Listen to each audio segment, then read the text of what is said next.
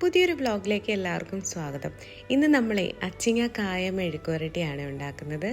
അതിനായിട്ട് ഞാൻ സവോള, വെളുത്തുള്ളി, പച്ചമുളക്, പിന്നെ നമ്മുടെ പച്ചക്കായ, അതേപോലെ തന്നെ ഒടിപയറാണ് യൂസ് ചെയ്യുന്നത്.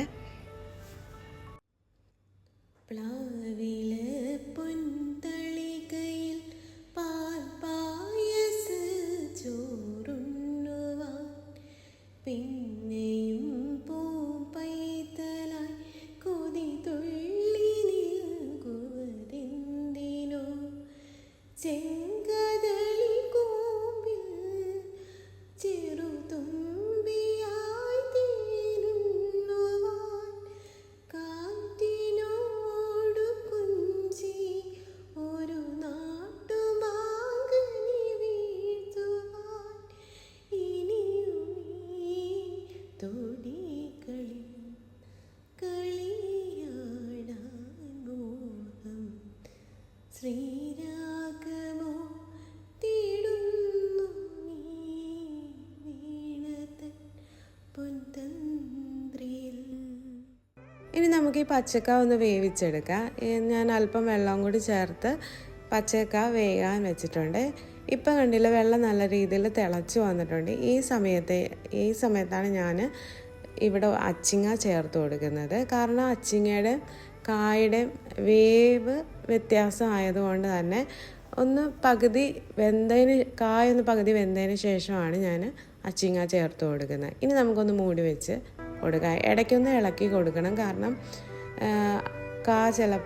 ഈ പച്ചക്കായ ചിലപ്പോൾ അടിക്ക് പിടിക്കാനുള്ള സാധ്യതയുണ്ട്. അതുകൊണ്ട് ഇടയ്ക്കൊന്ന് ഇളക്കി കൊടുക്കണം കേട്ടോ. ഇനി ഇതൊന്ന് നല്ല രീതിയിൽ ഒന്ന് വെന്ത് വരട്ടെ. കണ്ടോ, ഇപ്പോൾ അച്ചിങ്ങയും കായും പകുതി വേവ് എത്തിയിട്ടുണ്ട്. ഈ സമയത്ത് നമുക്ക് സവോള ആഡ് ചെയ്ത് കൊടുക്കാം. ഞാനിവിടെ ഒരു സവോളയാണ് ചേർത്ത് കൊടുക്കുന്നത്. പിന്നെ അതിലേക്ക് വെളുത്തുള്ളിയും കൂടി, ഒരു 8 വെളുത്തുള്ളിയാണ് ചേർത്തത്. പിന്നെ ആവശ്യത്തിന് പച്ചമുളക്, നമ്മളുടെ എരിവ് അനുസരിച്ചാണ്. ഞാനിവിടെ 3 പച്ചമുളകേ ചേർത്ത് കൊടുത്തിട്ടുള്ളൂ.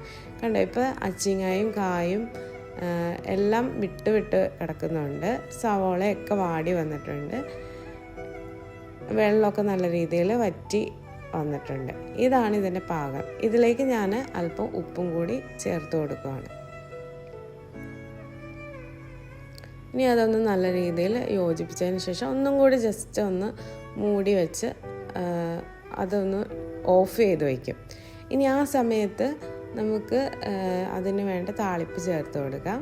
അതിലേക്ക് ഞാൻ ഇവിടെ വെളിച്ചെണ്ണയാണ് യൂസ് ചെയ്യുന്നത്.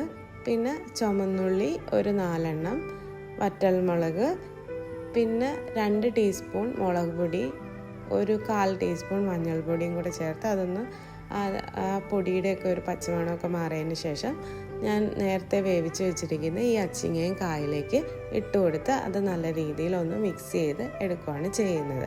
നമ്മളിവിടെ മുളക് പൊടിക്ക് പകരമായിട്ട് വേണമെങ്കിൽ നമുക്ക് വറ്റൽമുളക് പൊടിച്ചതാണേലും ചേർത്ത് കൊടുക്കാം.